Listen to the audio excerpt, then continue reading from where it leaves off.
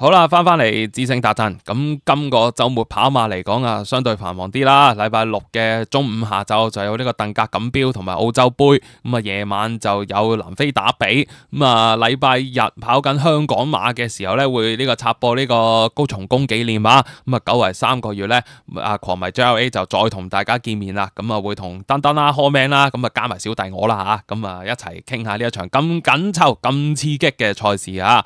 咁啊，至於香港嘅2級賽啦，咁啊有2場喎，都即係叫做有家人高升啦嚇，擺咗喺度啦。咁啊，但係咧主席錦標咧就擺第5場喎，3T 次關喎，係咪反映咗都好複雜咧？咁啊，大家真係要度清度楚啦。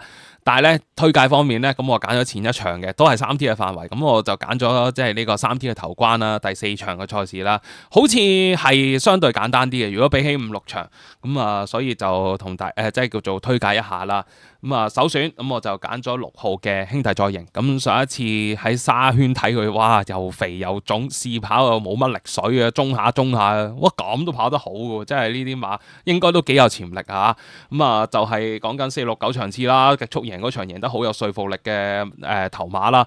但係你睇下依家另外一隻藍衫嗰個兄弟再贏喺埋邊嘅喎，佢啊好似咧仲係有少少唔係好夠力啊，呢度換腳又好論盡啊，中下咁啊，佢追啲又追下有一步，追下有一步，結果咧就拍埋嗰啲拍馬難追啊，天下寵兒度喎，咁啊結果咧佢真係呢個即係跑得唔錯。以第一場咧甩皮甩骨嚟講咧，已經係幾有水準咯。仲要係即係賽事嘅段速偏慢，逐步加快嘅，佢好難追嘅。佢可以即係叫做跑贏時間寶1個馬位喎，即係時間寶即係最近喺泥地咧都叫做提升到名次先啦，即係都叫做上到名先啦嚇。咁啊都真係棘力卡啦，好多條件都令到好困難之下，咁樣有個第5名都唔錯啦。咁啊，之後無偉傑見佢跑得咁好，咁不如都索性做即係叫做回翻夠，做翻足嘅，即係喺從化做翻足試埋登山跑道，最後試跑落埋嚟香港跑咁就 OK 啦。總之成套功夫都順住做喺進度中嘅馬咯。咁啊，今次個8檔都要搏攝得好㗎即係想理想啲，當然就係攝埋條難度先慳後而出啦。咁啊，但係話2碟走山位，咁我都覺得 OK 嘅。咁啊，希望都做到啦。咁啊，以佢上一次咧係咁以都逼埋呢個拍馬蘭追到咧，咁啊都應該喺一度夠做㗎啦。上次嘅第5馬，咁啊亦都有啲賠率俾你搏下咯。咁啊，所以都 OK 嘅呢一隻兄弟再贏啊。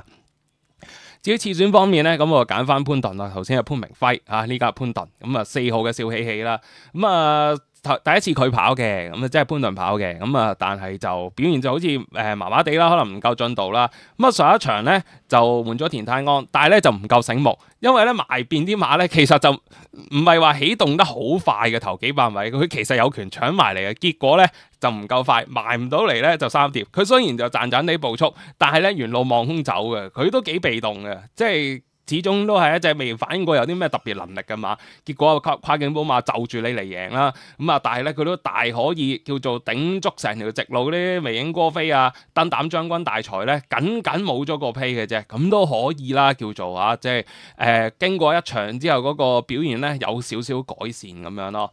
咁啊，今次唔知咪潘頓咧賽前咧就同阿蘇慧賢講：喂，等埋我啊，我跑得㗎呢一隻，我中意啊！咁啊，結果咧就唞多咗少少，咁啊做埋個谷草閘，最後阿潘頓自己彈閘添，24秒半啦，都開得好快啊！咁啊〜內質應該冇乜快馬喎，上次想放頭放唔出，今次4檔咧就住嚟睇1、2、3檔都唔係咩特別快馬嘅情況咧，佢應該可以自己吸埋欄走咗出嚟先嘅。咁啊用到呢個策略當然係最好啦，可以控制住個段速，跑啱個節奏咧，佢喺呢一度幾有威脅嘅，應該係6號幾好嘅對手嚟嘅，所以4-6一對咧，可能有1-2個 run 嘅，即係叫做1-2個 run 之後起咗狀態嘅側身馬咧，喺呢度已經係構成一個唔錯嘅威脅嘅。咁啊，呢一對馬一定要揸住咯。咁啊，3選啦，咁都揀翻隻銳啦，3號嘅智勝攻略啦。咁啊，都真係嚟到呢個階段玩得好好啦，連康明呢一隻馬，以為季初嗰啲2、3名咧係季尾浪嘅啫，即係個承接嘅季尾浪啦。咁但係咧，哇！最近2場贏起上嚟咧，都真係幾有說服力啊！咁上一次咧加分加磅之後咧，哇！遇住一個咧都係仲係對佢有着數嘅快步速，但係末段時間哇好靚仔喎，整體時間23秒4喎，佢梗係話如果有咁嘅局勢，咁梗係過緊你光輝所願同埋咧電子宇宙啦。但係就係反映話佢依家先係最巔峰嘅時間咯，咁佢又搏到你咧，紅衣醒目起步唔夠快喎，走甩咗你2個馬位先。我始終都係中下班呢個路程嘅專家。真係有個頭馬就係有個頭馬啊嘛！呢啲馬就係可愛在呢可愛在呢個地方，佢又唔係成日好叫飛喎，即係嗰度又即係先係更加正啦呢啲馬。咁連康明可能都知道啦，加到你呢個分，好似都有乜要使乜噶咯喎，有咩沙波晚餐攞晒出嚟同佢練過噶咯喎，咁做翻2課，即刻都落翻嚟跑啦。11檔咁可能巴道跑。即係book 唔切巴道啦，即係換麥當倫，咁可能就削弱咗少少嘅，但係個11檔應該顧期，即係令佢冇乜顧期啊，縮喺後面之一段嘅啫。咁以佢近期嘅鋭勢同埋佢本身嘅中心咧，應該可以即係叫做又係可以追近嘅。唔預佢贏㗎啦，今次應該有啲難度嘅，始終有啲側身馬喺度咧，佢冇咁容易揾到食。希望能夠有個即係接近嘅走勢咁啦。之後就左側右側㗎啦，咁樣喬峰好似季浪冇乜太放啊，做好自己。上次嗰第5名又唔算話真係好特別啊，順意又係啦，嗰啲第7其實又唔係話即係你都要佢今次進步佢先有機會咯。都係執翻天外迎天啦，咁都真係一隻相對唔係咁叻嘅後生馬嚟㗎啦。但係上一次咧都可以俾個藉口蝕咗少少步速，但係都係執落去都係唔覺得上一次有啲咩藉口，因為真係完全俾嗰啲明過飛同燈膽將軍一齊蝕啫嘛，但係都係擠開咗你。係今次有頭咯同埋有個變數就換咗田泰安咯，咁佢埋尾自己都有操嘅，希望有進步啦呢隻馬。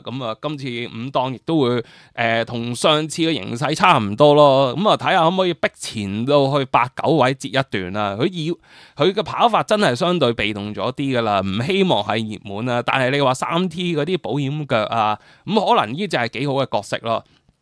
希望能夠即係照最近啦，都係同致勝攻略差唔多。都係咁上下，即係一啲3、4選嘅選擇。呢組馬唔係好多馬拿得上手嘅啫，真係呢個係真實嘅。好啦，就講到呢度啦，就重複翻今次嘅心水啦。